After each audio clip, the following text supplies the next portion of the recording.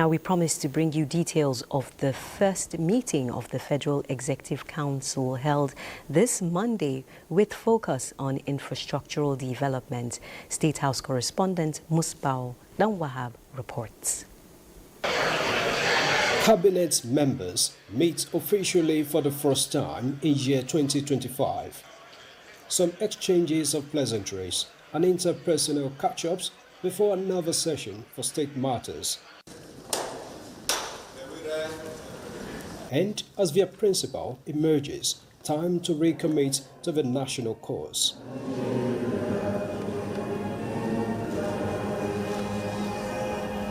Expectedly, the accumulated memoranda would receive attention and painstakingly too. From the indications, the renewed hope administration is focusing more on infrastructure developments across sectors. And after hours of deliberations, Information and National Orientation Minister Mohammed Idris led his relevant colleagues to announce series of approvals by the Council. The Council approved memos for the Ministry of Works for 7 major road projects cutting across the country.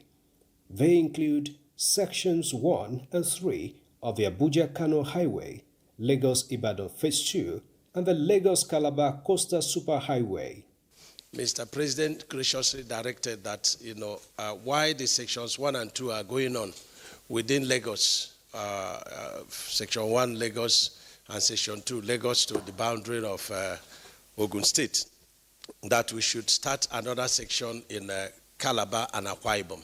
And that's what we have done, and it's about 65 kilometers by 2. On the infrastructure development of the FCT administration also got approvals for 5 road projects across the territory. Ministry of Transportation got the go-ahead for the feasibility study and engineering design of road alignment to link up 4 major seaports. By the time we are able to link all these 4 seaports at the Western Corridor to the hinterland, it will further grow our GDP and enhance our economic activity.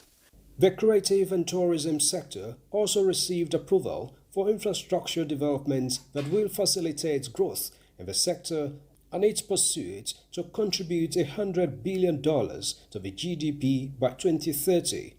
Projects are Obudu Resort, Ranch, Yankari Game Reserve, the Abuja Creative City, a 5,000 cinema screens, Creative City at the Wole Soyinka Center, Lagos, Center for African Arts, Digital Distribution Network, upgrading the National Gallery, and expanding National Arena capacity to 100,000.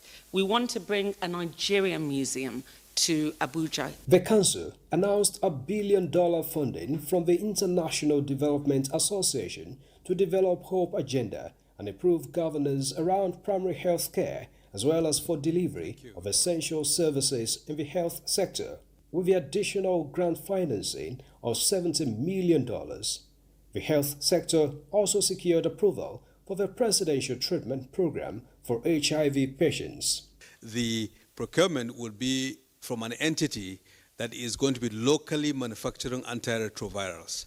This is in line with the direction of the President for us to industrialize medically, to begin to produce some of those products in Nigeria. On the recent U.S. government's policy pronouncements on development assistance to other countries, Coordinating Minister of Health and Social Welfare says Nigeria has already been working ahead towards self-reliance in the sector. And this other policy measure we're taking is a constructive way of engaging with the New Year's policy direction. We are saying we appreciate all the support over the years, but Nigeria also needs to work its way to exit from dependency and towards self-reliance and national ownership using national systems, while appreciating whoever it is that may come and contribute to our own population's health. The FEC meeting will continue tomorrow. Cabinet members had a minute silence in honor of a former FCT minister, Lieutenant General Jeremiah Hussaini, who passed on recently. From the State House, Musbau Dan-Wahab, NC News.